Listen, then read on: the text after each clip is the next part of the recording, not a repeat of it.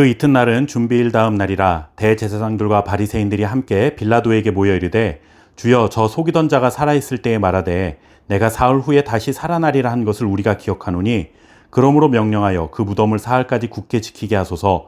그의 제자들이 와서 시체를 도둑질하여 가고 백성들에게 말하되 그가 죽은 자 가운데서 살아났다 하면 후에 속임이 전보다 더 클까 하나이다 하니.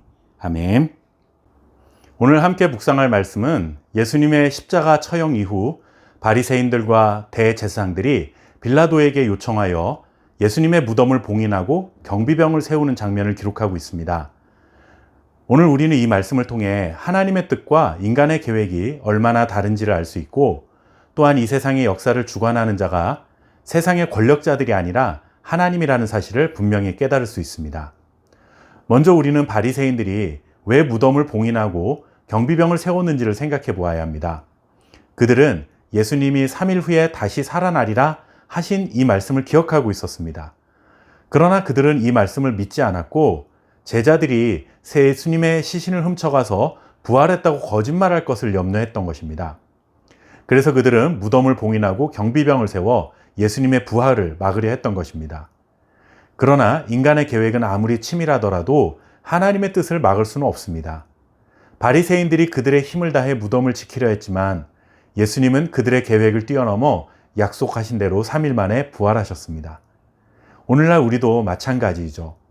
인간적인 계획이 아무리 강해 보여도 하나님의 계획 앞에서는 아무런 힘을 발휘하지 못합니다.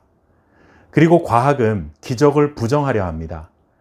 고대 로마는 성경을 다 불태우며 기독교를 탄압했고, 로마에 큰 재난이 일어나면 그것이 기독교인들 때문이라며 책임을 떠넘겨 기독교인들을 죽음으로 내몰았습니다.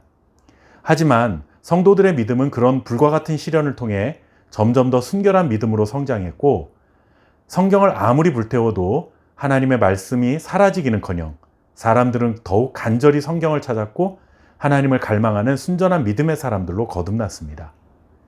베드로가 말한 것처럼 사탄은 우리를 삼키려고 달려드는 사자처럼 강해 보여도 세상의 힘과 능력으로는 하나님의 뜻을 절대로 막을 수 없다는 사실을 우리는 신뢰하고 살아가야 합니다.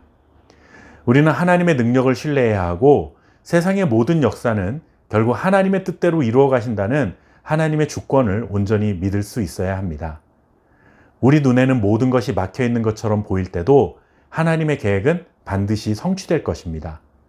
세상의 권세를 가진 자가 아무리 하나님의 뜻을 거스른다 해도 하나님은 세상의 모든 권세를 이기시는 분이십니다.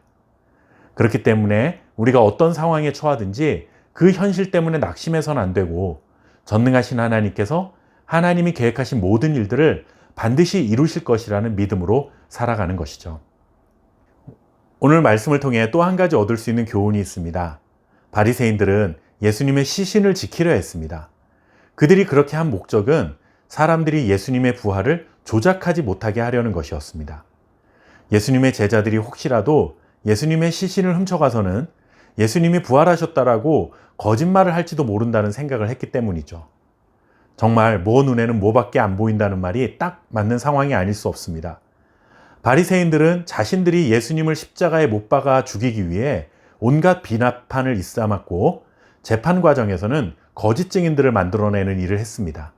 그러니 예수님의 제자들도 자신들처럼 그렇게 상황을 조작하고 거짓말할 수 있으리라 생각한 것이죠. 끝까지 회개할 줄 모르고, 아니 회개는커녕 일말의 양심의 가책도 없고 눈꽃만큼도 반성할 줄 모르는 파렴치한이 따로 없습니다. 이것이 바로 거짓말을 한 자들의 처한 현실입니다.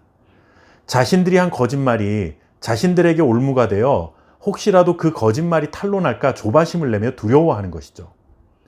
이들은 예수님이 매장된 무덤에 제자들이나 예수님을 따르던 자들이 접근하지 못하도록 빌라도에게 부탁하여 경비병을 세웁니다.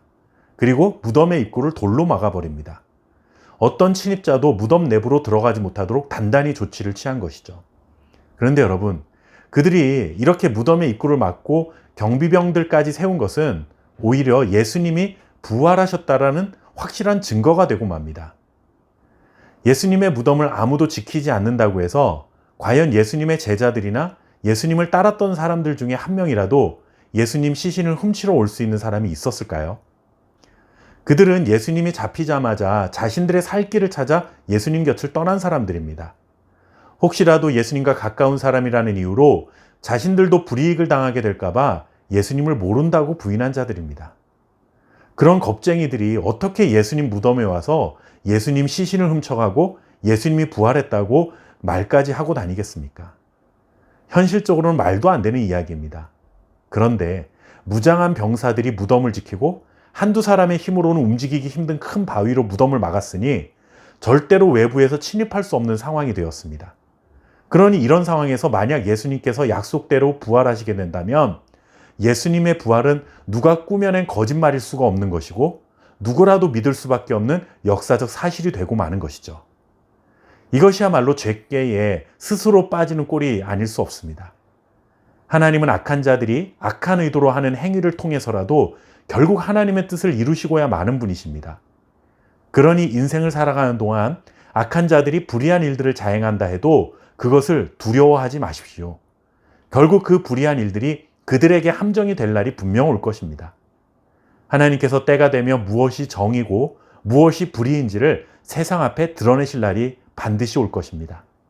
그날까지 조금 억울하고 슬퍼도 역전승을 만들어 가실 하나님을 바라보며 믿음으로 살아갈 수 있기를 바랍니다.